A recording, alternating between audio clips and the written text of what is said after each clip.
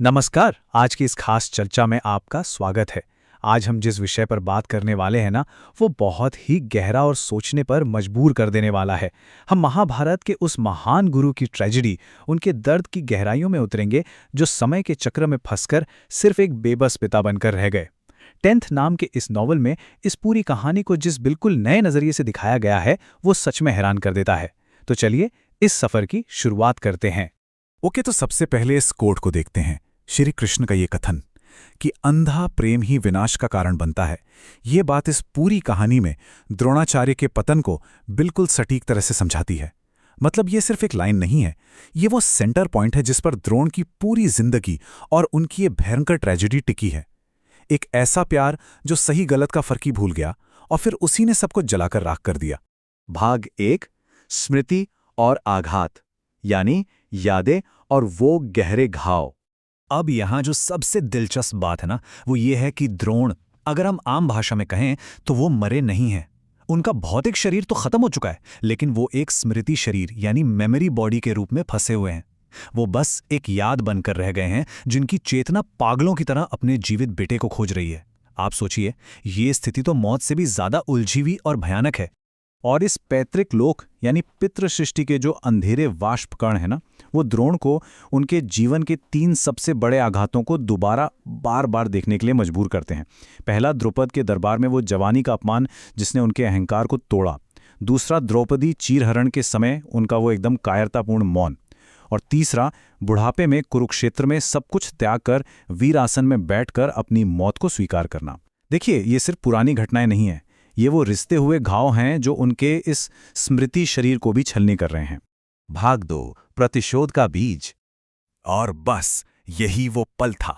50 साल पहले, जी हां, 50 साल पहले द्रुपद के दरबार में बदला लेने का जो बीज बोया गया था ना, वो अब एक ऐसा जहरीला पेड़ बन चुका था जिसका कड़वा फल किसी दुश्मन पर नहीं, बल्कि द्रोण के अपने ही सीधे साधे निर्दोष बेटे पर गिरा।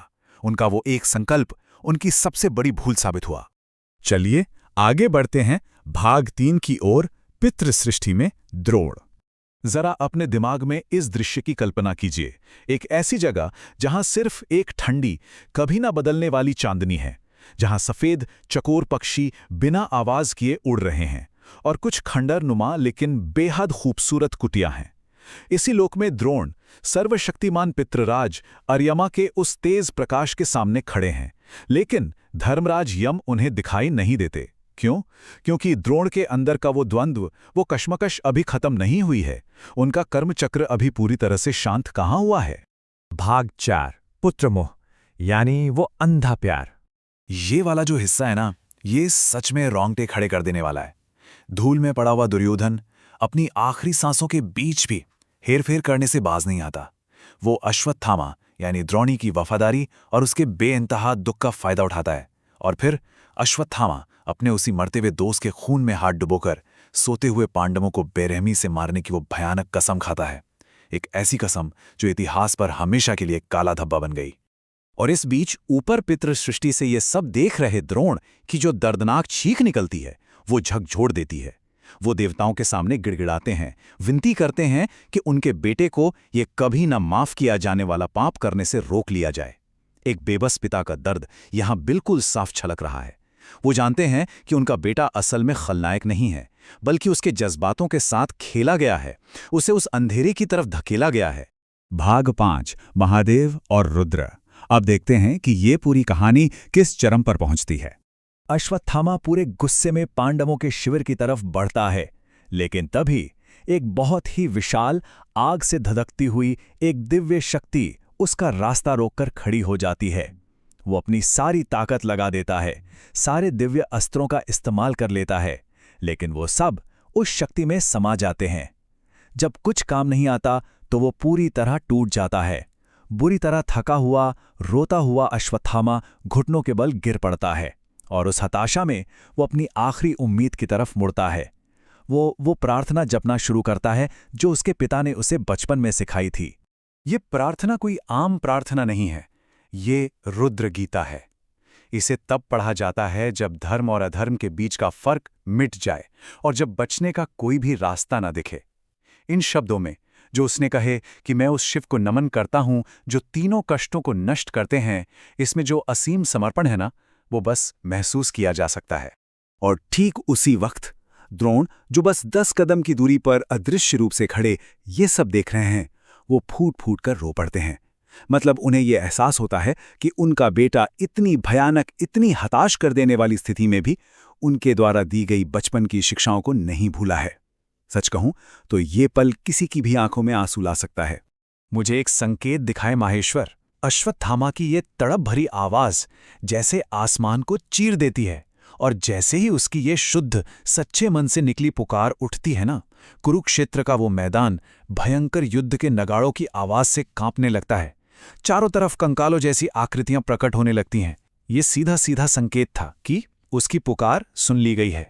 और ये बात बहुत ही शानदार तरीके से इस चीज को दर्शाती है कि भोलेनाथ वहां गुस्से में या सहार के लिए नहीं आए थे।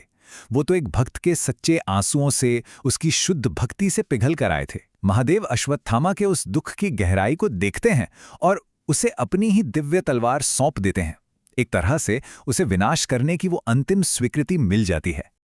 चलिए अब हम कहानी के अंतिम पड़ाव पर आते हैं। भाग 6, प्रायश्चित की प्रतीक्षा। अब यहां द्रोण के साथ जो होता है वो बहुत दर्दनाक है। जब द्रोण को वापस लाया जा रहा था तो एक भयानक दुर्घटना हुई और उनका स्वरूप 2 हिस्सों में बंट गया।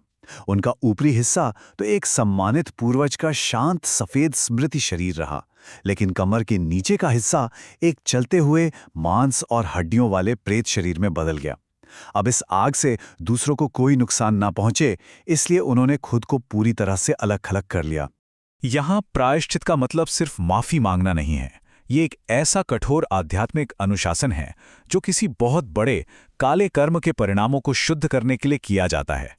जहां एक तरफ अश्वत्थामा को इस धरती पर युगों युगों तक भटकने का भयानक श्राप मिला, वहीं दूसरी तरफ उसके पिता द्रोण ने अपने ऊपर एक ऐसी अकल्पनीय तपस्या का भार ले लिया जिसके बारे में हम और आप सोच भी नहीं सकते। तो यहाँ जो सबसे अहम बात है वो ये है कि जरा उस पिता के मन के बोझ की कल्पना कीजिए।